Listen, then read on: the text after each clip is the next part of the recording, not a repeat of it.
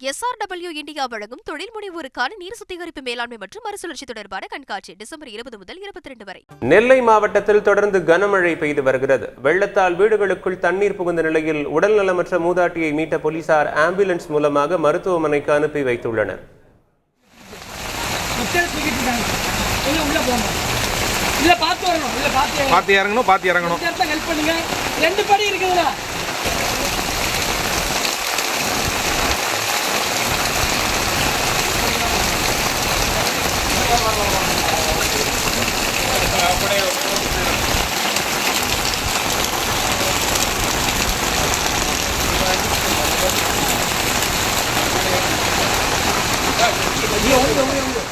இது குறித்த கூடுதல் தகவல்களை செய்தியாளர் ராமசுந்தரத்திடம் கேட்கலாம். வணக்கம் ராமசுந்தரம், தற்போது அந்த மூதாட்டியின் உடல்நிலை எப்படியாக இருக்கிறது? போக்குவரத்து சீராக இருக்கிறதா? ஆம்புலன்ஸ்ல வழி இருக்கிறதா? மீட்பு நடவடிக்கைகள் எவ்வாறாக மேற்கொள்ளப்பட்டு வருகிறது? இது தொடர்பான முழு விவரங்களையும் நீங்கள் விரிவாக பதிவு செய்யலாம். நெல்லை மாவட்டத்தில் தொடர்ந்து நேற்று இரவு முதல கனமழை பெய்து வருகிறது. நெல்லை மாவட்டத்தில் பெய்த கனமழையின் காரணமாக நெல்லை மாநகரின் முக்கிய பகுதியாக இருக்கக்கூடிய டவுன் பகுதியில மழைநீர் முழுவதுமே சூழ்ந்திருக்கிறது. ரதவீதி பகுதி முழுவதுமே தண்ணீர் நிரம்பி காணப்படுகிறது. அதே போல அந்த வஉசி தெரு என்று சொல்லக்கூடிய அந்த தெருவுலையும் தண்ணீர் அதிக அளவுல தேங்கி நிற்கிறது. இதன் காரணமாக பொதுமக்கள் எங்கேயுமே செல்ல முடியாத நிலை இருக்கிறது.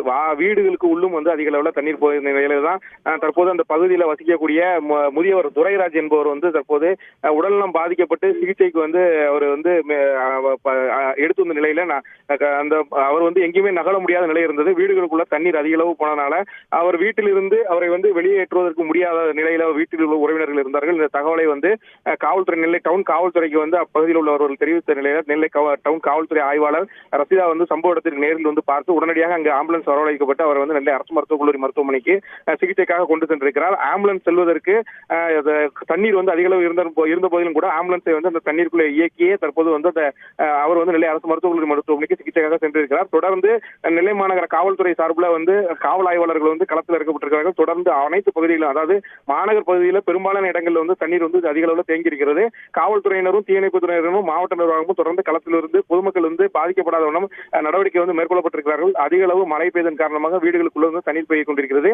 பாதிக்கப்பட்ட நபர்களை உடனடியாக மீட்பதற்கு அனைத்து ஏற்பாடுகளையும் தயார் நிலையில் வைத்திருக்கிறார்கள். அதேபோல பிரத்யேகமாக மையங்களும் மாநகராட்சி சார்பில் அந்த உடல்நலம் குன்றி இருக்கக்கூடிய ஆதரவற்ற முதியவர்கள் இருக்கக்கூடிய நபர்களுக்கு பிரத்யேகமாக மையங்களும் செயல்பட்டு வருகிறது. அவர்களும் களத்தில் இருந்து பாதிக்கப்பட்ட நபர்கள் மற்றும் இந்த மலையில எங்குமே செல்ல முடியாத நபர்களை மீட்டு கொண்டு சென்று கொண்டிருக்கிறார்கள். தற்போது நெல்லை டவுன் பகுதியில காவல்துறையினர் தொடர்ந்து கண்காணிப்பு இருக்கிறார்கள். ஆற்றங்கரையோர பகுதியில் இருக்கக்கூடிய மக்களையும் மீட்கக்கூடிய பணியில காவல்துறையினர் மாநகராட்சி அதிகாரிகள் ஈடுபட்டிருக்கிறார்கள். முழு விவரங்களுக்கும் நன்றி ராமசுந்தரம். SRW இந்தியா வழங்கும் தொழில் முனைவோருக்கான நீர் சுத்திகரிப்பு மேலாண்மை மற்றும் மறுசுழற்சி தொடர்பான கண்காட்சி டிசம்பர் 20 முதல் 22 வரை.